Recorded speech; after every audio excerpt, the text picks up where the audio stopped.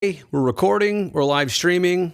Welcome to tonight's broadcast or program or segment or whatever you want to call this. I honestly need to come up with a name for these post-game live streams. These post-game live streams. That's too many words.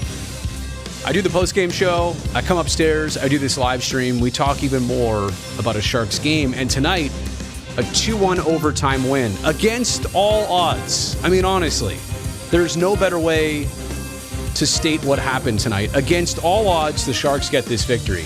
They came in on a 3-game losing skid. The Jets had won their last 4 games in a row. And then as the day went on, a couple more players added to the COVID list. Eventually, the head coach Bob Boughner added to the COVID list. 2 players making their NHL debuts tonight for the Sharks. Was it 7 players under 23 years old? Just amazing that this young group put together on a night like this came through with the victory. And before anything else, I think we should mention just how critical this goes to show you that the Barracuda's presence in San Jose is to the Sharks. Now, fortunately, the CUDA had played last night. I guess, fortunately and unfortunately, it's good that they were in town. You wish that some of the guys they called up didn't also play a full game last night, that they were a little bit more fresh. But honestly, I'm not sure that affected the final outcome, and they got what they needed. It was kind of a wide open game to begin with. Usually you think about young players trying to play it safe, a little bit more conservative, not make as many risky plays. The game was pretty wide open both ways. And the Sharks capitalized first. Fortunately for them, with the hurdle goal set up by Barabanov, they were able to get out to this early lead that then fostered confidence throughout the game, because it was a 1-0 game most of the afternoon/evening. And it wasn't until, 4 minutes left when Winnipeg equalized it, and they made their push. Credit to them. They're a good team. They were on a roll. You knew that was going to happen on their side. But the Sharks, after playing defense most of that period, continued to fight it off. Jumped on a power play in overtime, and Timo Meier buried the game winner. You know what? I just realized something. I'm doing this live stream, but I absolutely forgot to bring my notes with me. So stand by. There we go. You can see my little workspace here. I've got my laptop. I've got the mask that I just took off. The stream deck here, which helps me control everything that I'm doing on the live stream. So you want this camera? I got it. You want this with the graphic? You want no graphic? I can take that away, but let's bring it back here. I like this. Against all odds. That really does set the theme of tonight's game. And how can you exclude James Reimer from top billing of this conversation? Came in tonight with a 1.19 goals against in his 2 prior starts. And 3 games total. He came in the Boston game right after Hill was pulled, but that 1.19 is only going to go down after tonight at a .961 save percentage into tonight, too. He makes 34 stops and only allowed the Connor goal on a rebound, a heck of a play that the Jets made to even put him in that position. And Connor's got 7 goals already this season. Hottest player in the league right now, scored on you. I'm not here to make excuses, but okay, that happened. He only allowed 1, and that's all that Winnipeg got. Sharks got 2. As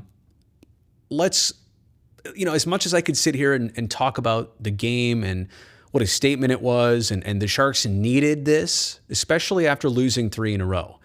And it wasn't necessarily the first 2 losses in Boston and in Nashville. There were so many signs of encouragement in those games. The Sharks fell behind. They put up a respectable fight to at least prove that they were still made of something. Getting shut out back on Thursday night to Montreal, there was just no signature. There was not a statement to that game by the Sharks. They put on a little late push, but down 3-0 at that point, way too little, too late. So coming off that game and where they were at, the game tonight, it needed this result, it needed this effort, but what made it extra special were all the new players injected, how they contributed, and how the team ultimately got the result. But I want to actually get away from tonight. I want to go kind of looking ahead now to what this team is going to be up against. You have Cogliano, Dahlin, Carlson, Middleton, Nieto, Šimek, Vlasic, all on the COVID-19 protocol list. Now, what does this mean?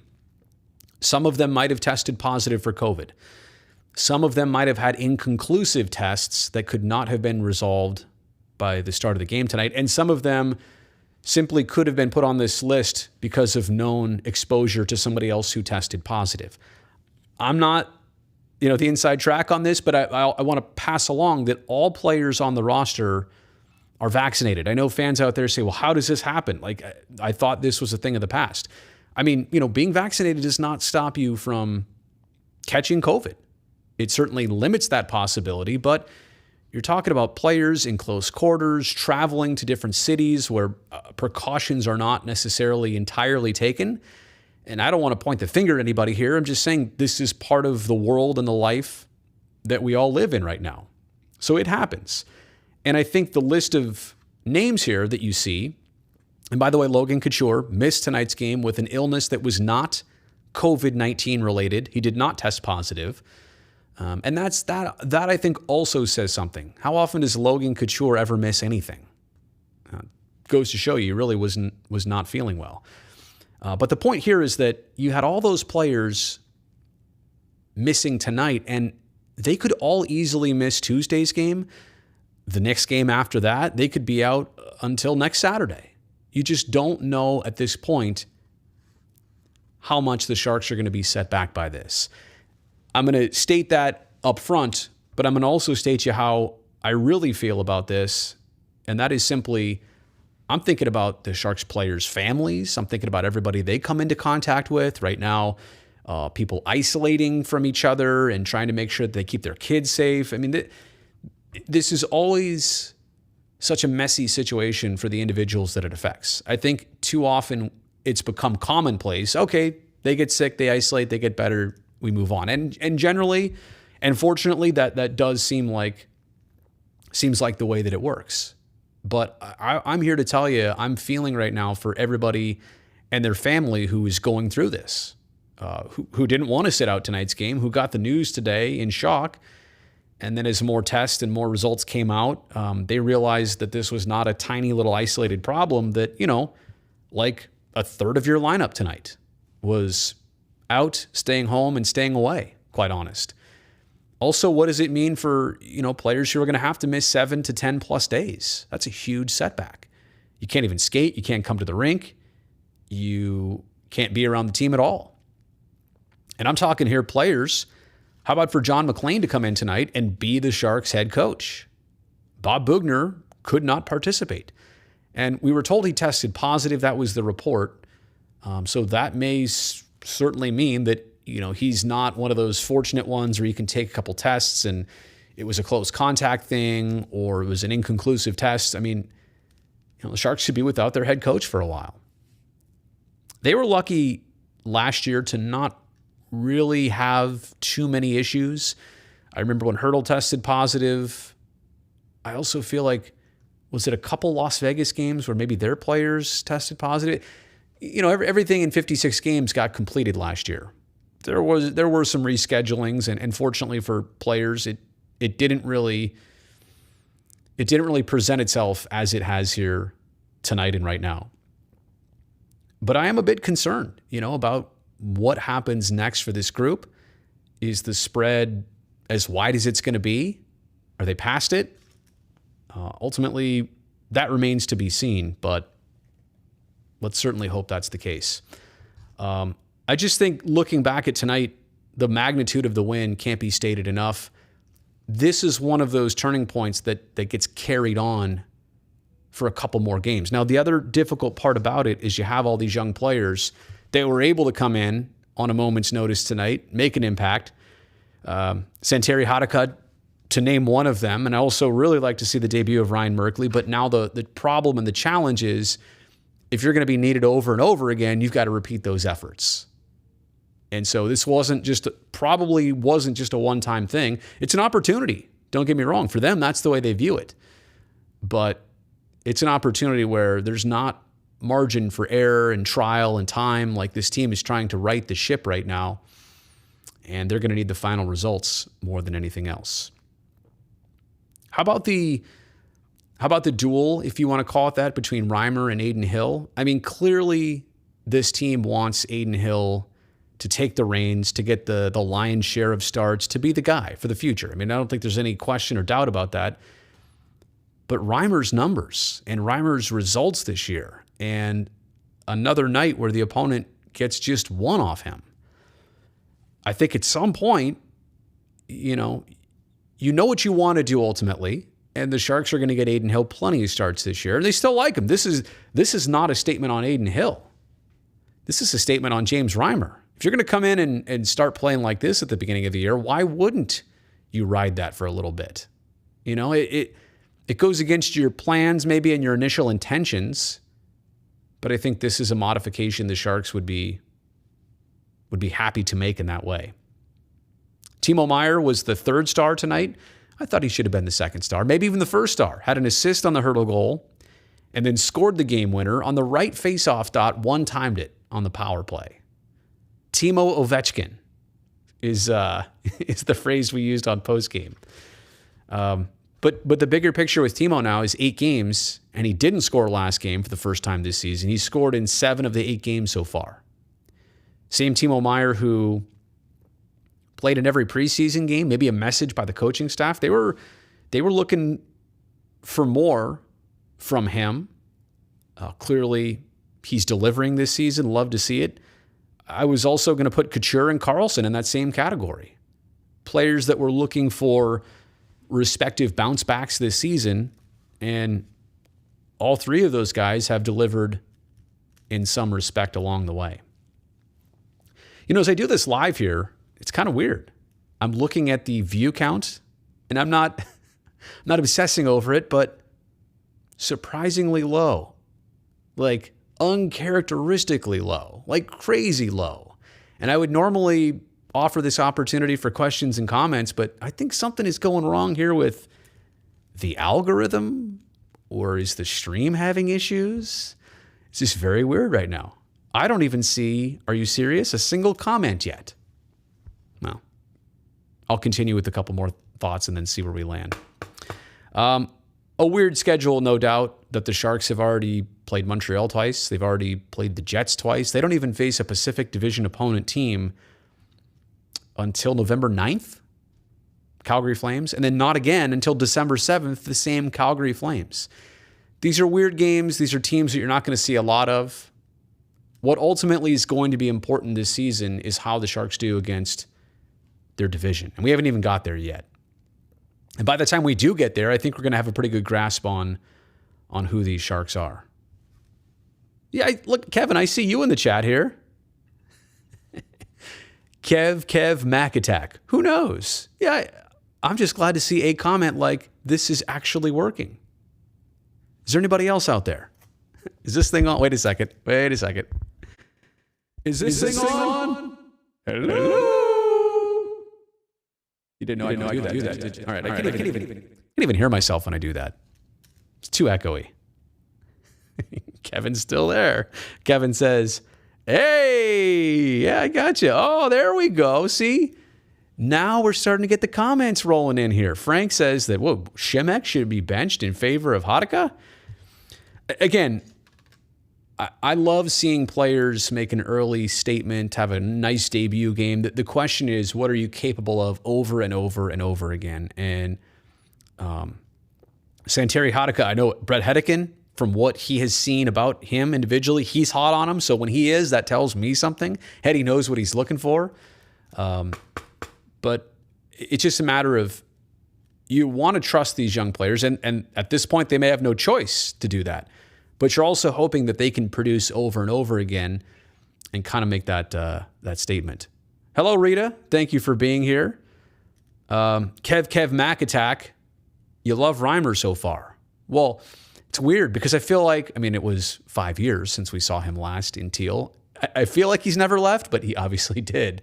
He was good for the Sharks in 2016 in limited roles and opportunities. And, obviously that was Martin Jones' season and taking him to the Stanley Cup final. But I just, if Reimer plays his way into more starts and more chances, I know you want to put Hill out there, but I think that probably has to happen. It's definitely on. Yeah, okay. I'm just saying. I look at the numbers over here sometimes and I'm like, wait, what? Is this actually on right now? Is this thing on? And then Serena's saying hello too. I say hi to you as well. All right, that's going to do it. I've been on for about 15 minutes. I just wanted to state these thoughts. What a statement win against all odds. Really like the way that this team squeaked one out tonight. And by the way, I didn't really get into this enough, but the Hurdle goal. Nice positioning, and Hurdle finishes it off out front. He hadn't scored a goal since, gosh, was it the opener? I think that's right. Tonight was third goal of the season. He only scores against the Jets, apparently, but nice to see him get back in the goal column. But the Alexander Barabanov setup there, strong power move, using the body, using the vision to just find a centering pass out front. I thought that was tremendous. All these lines got thrown in a blender. Hurdle's line was the top line without Couture. And then in a 4-on-3 power play situation in overtime, Ehlers was in the box, and Timo Meier buries the one-timer. If it didn't deflect off of Logan Stanley, I honestly don't know if it even finds the back of the net. I don't even know if it finds the net in general. I don't know if that shot was on net. But it goes off Stanley, and then Hellebuck can't see it. So Drew Mendes says, don't block shots if you don't for certain know that you can keep it in front of you. Why do it? Why block the goalie? I like this thought right here. Oscar, I'm thinking everyone is watching the Warriors game. That's possible. You wish you could have watched the game, rational goof. They had Boston versus Florida on the channel that said Sharks and Jets. That's no fun. George here saying, poor Eklund can't get anyone to finish on his passes. And, I'll make this last point on William Eklund. He's getting close to the 10-game mark, which is going to determine whether the Sharks think about keeping him up or maybe sending him to the AHL. Now, I just want to say they ought to do what's best for him in the long term. I know he came up, had a lot of hype around him, had a couple good games out of the gate, but then, even sat a game in a back-to-back on a road trip. And it's just because they knew that the workload for a 19-year-old learning this league, first season on NHL ice, and the grind of playing against, men that are 5, 6, 7, 8 years older and veterans, it's tough. And so if Eklund doesn't stick around the entire season, I don't think that's the worst thing in the world. Scouts are looking at him right now. The team is looking at him right now. They're evaluating him, but they're not saying, well, is he going to be a good player or not? No, I think the question has to be, is this what's right for him right now to get him to being a superstar at 22? Honestly, everything happened so fast. The way that they drafted him 7th overall and got a steal of a pick. They didn't think they would have any chance getting William Eklund. The preseason that he had, points in every game, a goal in the last one against the Golden Knights, was on the scoreboard, points and assists wise a couple times early this season. I mean, all of this, he exceeded the bar every single time. And then all of a sudden our expectations go way up. Like, all right, he's sticking around for good. Maybe that's not in the best interest. And when the Sharks have to decide what to do, if this is going to be a full season or not for him, right around the 10-game mark is the deciding factor. And I just want to say that I would love for him to stick. I think he's proven that he will get there sooner than later. It's just that when is that sooner and when is that later? And what's the best thing for him right now? I know what he wants to do. Teammates like him, I'm sure. I'm sure they're very, intrigued by him. Same thing with Jonathan Dahlen and Jasper Weatherby for that matter too. But it's so tempting to just say, all right, stay here. Let's see what happens. Or let's get him this experience earlier so that he can adjust earlier. I don't know if it works that way. If he goes to the Barracuda and lights the AHL up, and that's great. Get a lot of confidence, harness your game, and then come back. So there's nothing wrong. And I'm not even suggesting I think or I know this is going to happen. I'm already just saying that if they're not seeing enough from him right now, and we all know what he's going to be, I'm okay with it taking a little bit longer than everybody wants. Simple as that. All right, that's it. That's it for the stream. Give me some theme music out of here. Oh, no, don't do that. Don't put my soundboard up on the screen. We had some technical issues in our pregame show tonight, by the way. Everything was going wrong. The game got delayed. Sharks players testing positive for COVID. No head coach. We couldn't even play videos in our pregame show. It just nights like this happen. But at the end of the night, when the Sharks win 2-1, when they're on the right side of things, when they gain some momentum because of this, what else matters? Well, I'll tell you what else matters is all those players, Cogliano, Dahlin, Carlson, Middleton, Nieto, Šimek, Vlasic, Bob Bugner, and I obviously hope Logan Couture is feeling better sooner than later too. But I'm thinking about those guys. I want to wish them and their families the best in health right now. To go along with a 2-1 Sharks win tonight, everybody, I hope you have a very happy and safe Halloween weekend. See you later.